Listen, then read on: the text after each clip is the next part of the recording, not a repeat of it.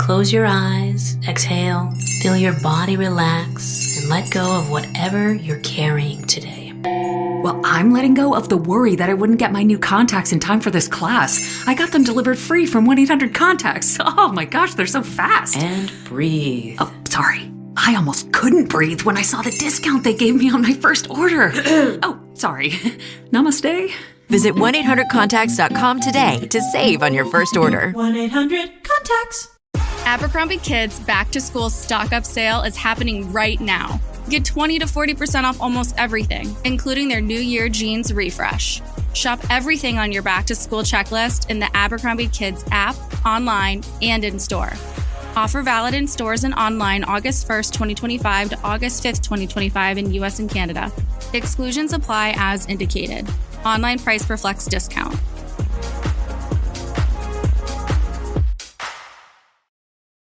This is Optimal Finance Daily, the 3 Great Misconceptions About Retirement Saving, Part 1, by Darrow Kirkpatrick of CanIRetireYet.com. Retirement planning can be hard. Annuities, estates, healthcare, retirement calculators, safe withdrawal rates, Social Security, taxes. There are many pieces to a successful retirement plan. But almost all of these topics boil down and feed into the one question that outranks all others. How much money do I need to retire? I've been a serious student of the retirement equation and retirement lifestyles for more than 10 years now.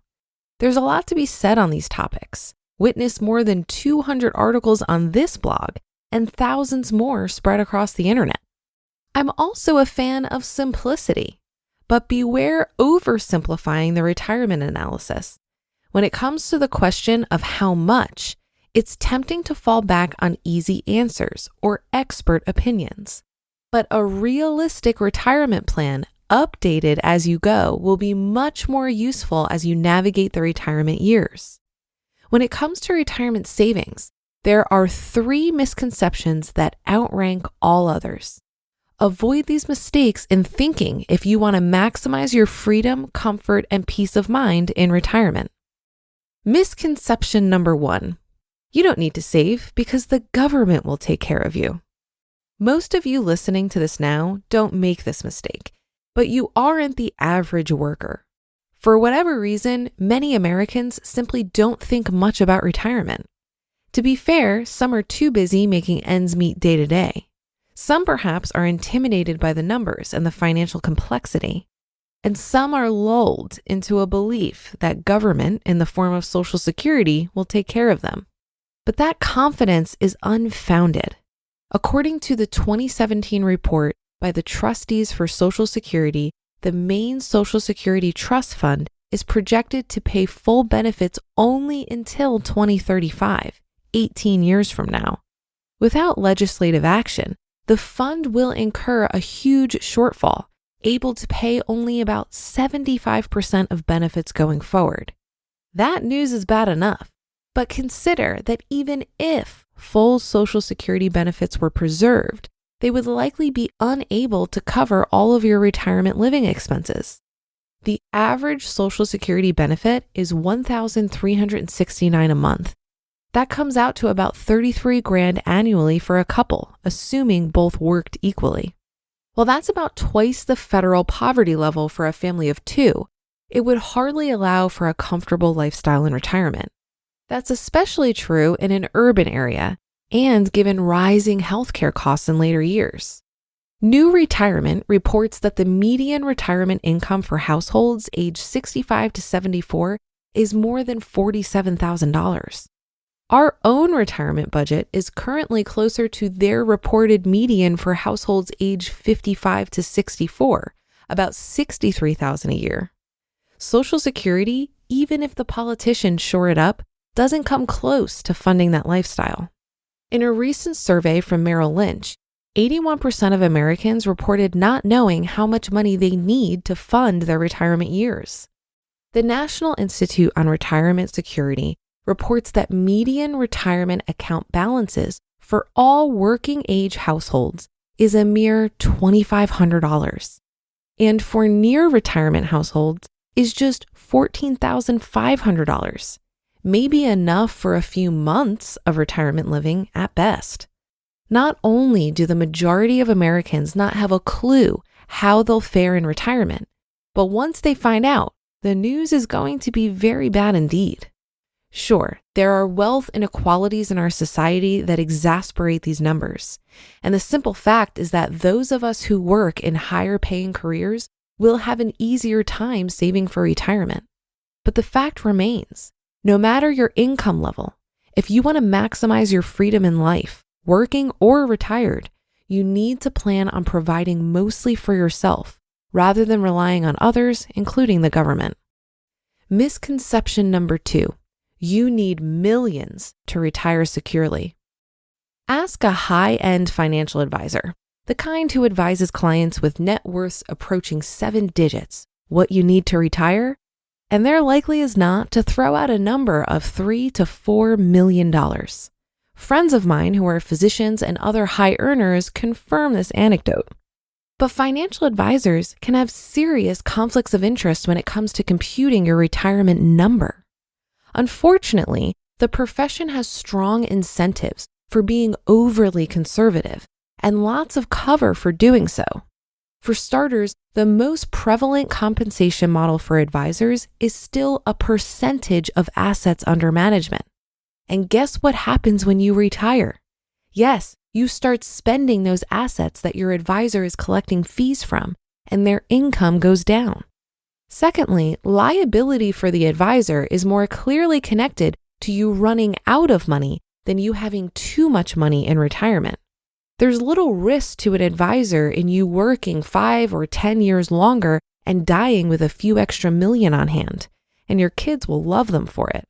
However, if you run low during retirement due to professional advice you received, there will be and possibly lawyers to pay. But it can make sense for some to take on a bit more risk and retire earlier. For example, I retired more than 6 years ago with a fraction of that big number in the bank, and we're doing fine. We haven't had to sacrifice much, nor have we taken on a dangerous level of risk. In the early years of our retirement, we watched our money extra carefully, but in recent years, we've been spending more on recreation. And still, thanks in part to the rising bull market, a small inheritance, and modest earnings from this blog, our net worth has increased since we retired. Our finances are on track to last our lifetime, and we are enjoying a decade or more of free time denied to more conservative planners. To be continued. You just listened to part 1 of the post titled 3 Great Misconceptions About Retirement Saving by Darrow Kirkpatrick of CanIRetireYet.com. This message is brought to you by Apple Card. Does this sound familiar? You're in line at checkout, cart full of items, your toddler is screaming for a treat, and you left your wallet in the car. Or was it at home? No need to panic.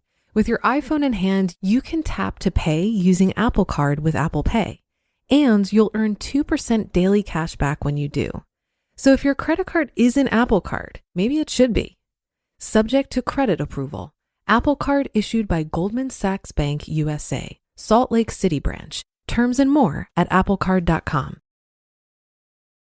This episode is brought to you by State Farm. Checking off the boxes on your to-do list is a great feeling. And when it comes to checking off coverage, a State Farm agent can help you choose an option that's right for you. Whether you prefer talking in person, on the phone, or using the award-winning app, it's nice knowing you have help finding coverage that best fits your needs. Like a good neighbor, State Farm is there. I'm really enjoying this article so far, and I hope you are too. When I started saving and investing for retirement, I did so under the assumption that Social Security won't be available for me, or that the benefit would be such a small amount that it's not worth thinking about. I'm pretty much a typical millennial in that regard. According to a recent Transamerica survey, 80% of millennials worry that Social Security won't be around when we need it. And while none of us can know the future, I did see a few compelling arguments as to why some experts feel that Social Security will survive. While the trust fund is scheduled to be depleted by 2035, it's probable Congress will intervene, as it did in 1977 and 1983, to strengthen Social Security's finances. That's because Social Security is an enormously popular program with bipartisan support and influential lobbies, including the almighty AARP. I also might be underestimating the value of Social Security to begin with. The Urban Institute estimates that millennials are projected to receive twice as much as the current benefit, about $1 million for an average income single adult and $2 million for a couple. Some Social Security experts say that a worst-case scenario would be to assume you'll get 70 to 80% of what your Social Security statement projects. And here's something I had no idea about. You should make sure your earnings are reported correctly to Social Security every 2 to 3 years. Your future Social Security check will be based on your 35 highest earning years, but they need to be reported accurately, which doesn't always happen. You can correct those errors, but it can be really difficult if you catch them decades from now. If your employer goes out of business before you catch any errors, the needed documents may be unavailable. So I, for one, will be setting up an account on the Social Security Administration's website to review my earnings, and I hope you do too. Well, that should do it for today. Have a happy rest of your day and great weekend, and I'll see you in tomorrow's show, where we'll finish up this post and where your optimal life awaits.